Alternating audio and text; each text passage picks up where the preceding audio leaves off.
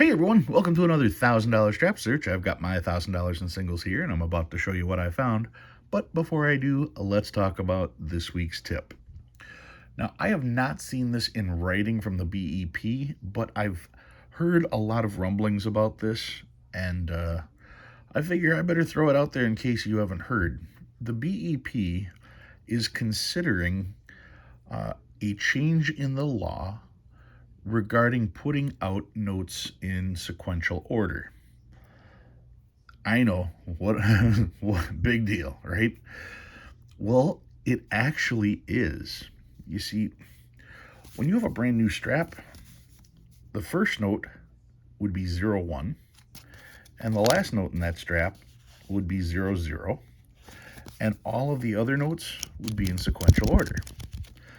That's the way the notes are currently printed.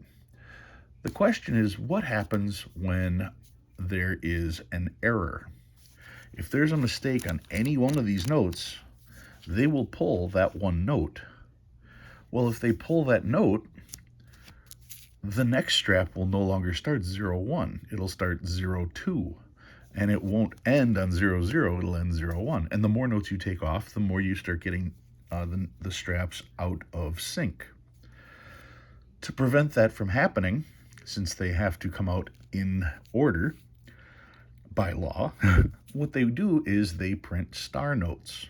So anytime a note is removed from the strap, they then insert a star note to take its place. That way, every single strap of brand new notes always starts 01, it always ends 00, and all the notes are still in order.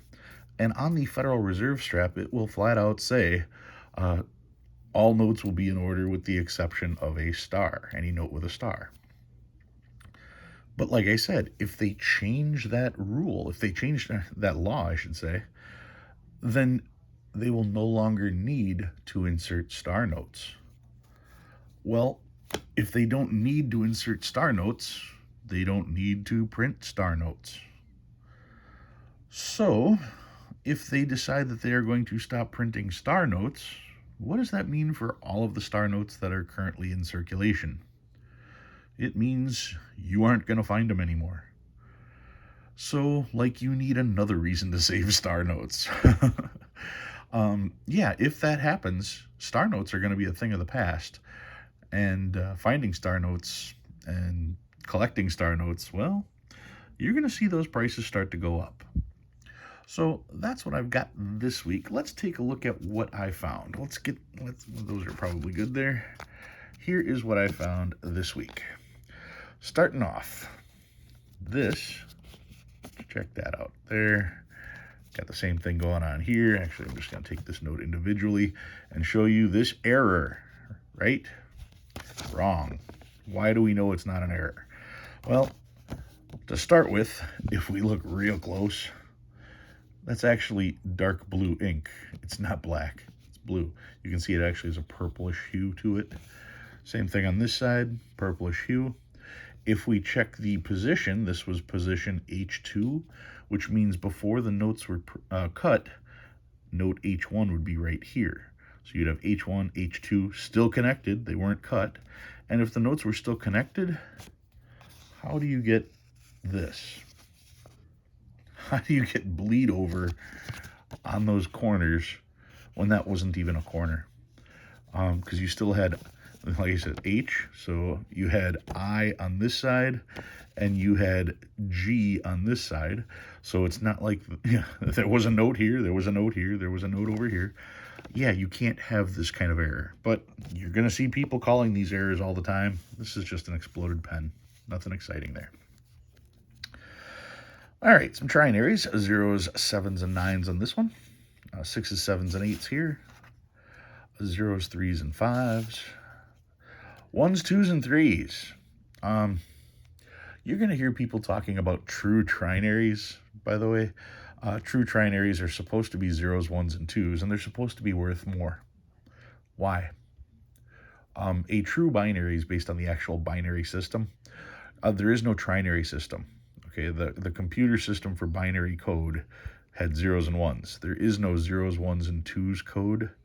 So if you ever see somebody trying to sell a true trinary as something that's more than what it is, it's not. Why is 0, 1, and 2 worth more than 1, 2, and 3? Anybody? No, exactly. So just by picking three digits, you cannot claim that those particular three digits are worth more than any other three digits. It's just a way of making the numbers look smaller so it looks like the note is that much harder to find. Not the case. Anyway, ones, twos, and threes on that one. This is fives, sevens, and nines. And of course, some people are going to go, ooh, bookends. And you can actually say it's 779 and 977. No, it's not a radar. It's just a trinary, still worth just face value. 4s, 6s, and 8s, crisp note, very good note. 4s, 6s, and 8s on this one as well.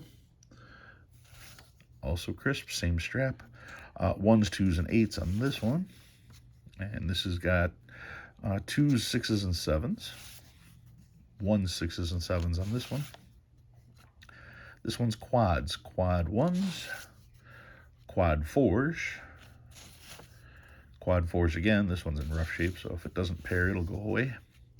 Quad 5s with a fifth.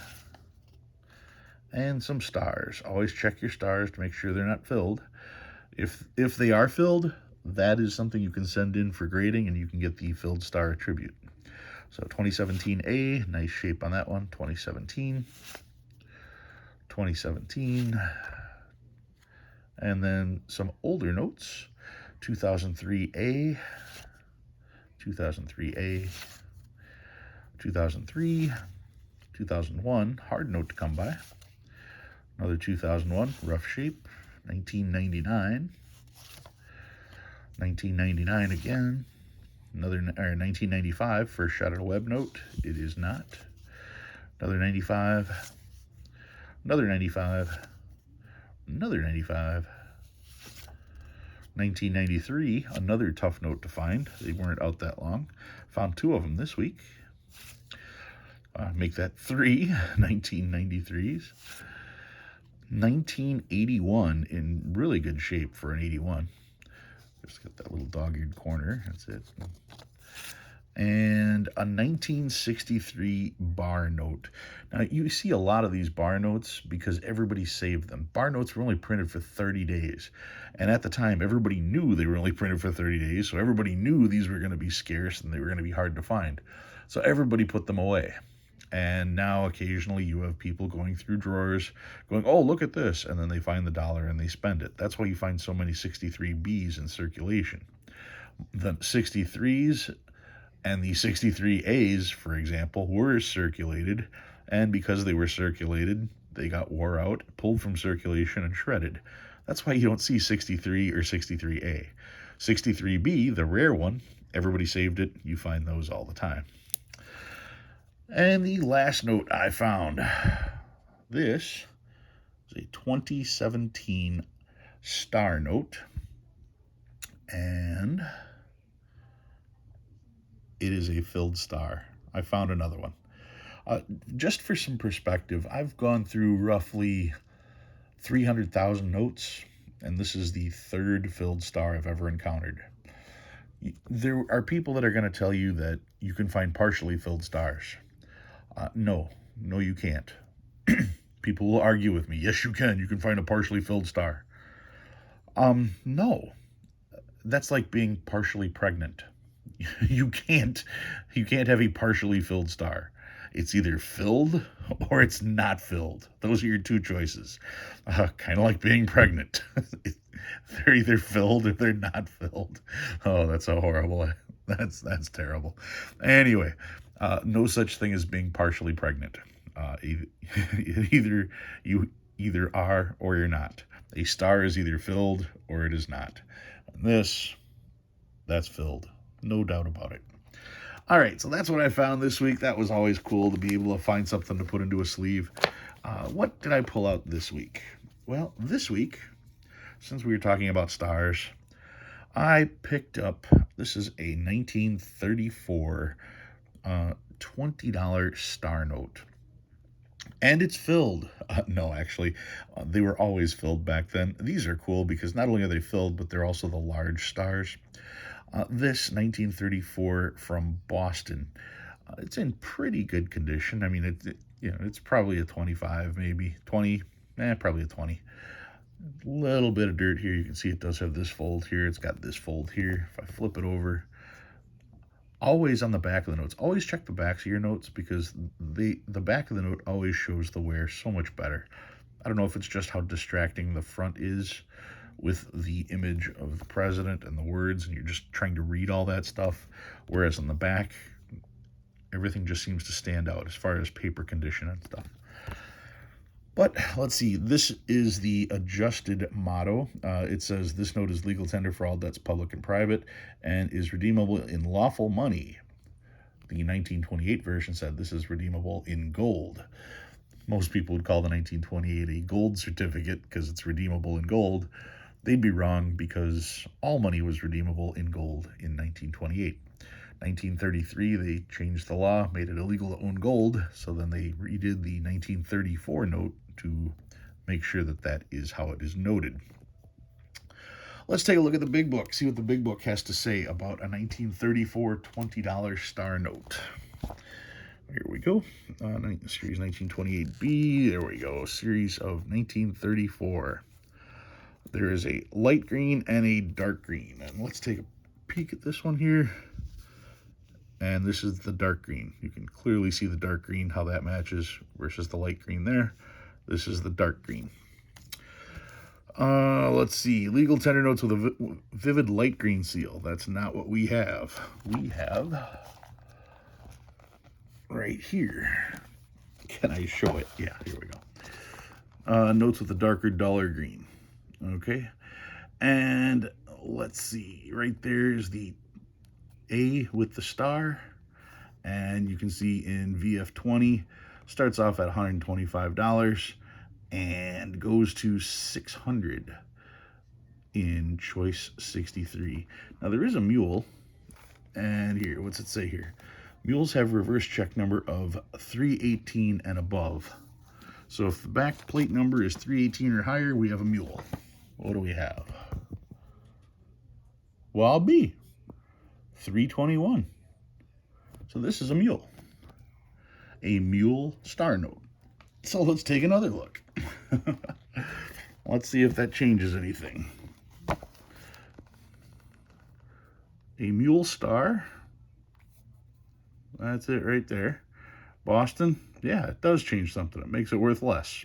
It's $100 in VF20 and it's $125 as a choice 63. So yeah, I found a mule, lost 25 bucks. Oh well. Sometimes it's not a good thing to find the mules. Anyway, that's what I've got for you guys this week. A 1934 $20 star mule. If you learned anything new this week, go ahead and hit that like button. If you like what you see and you want to see more, please subscribe. Love reading all your comments. Guys, thanks for watching. I'll see you next time.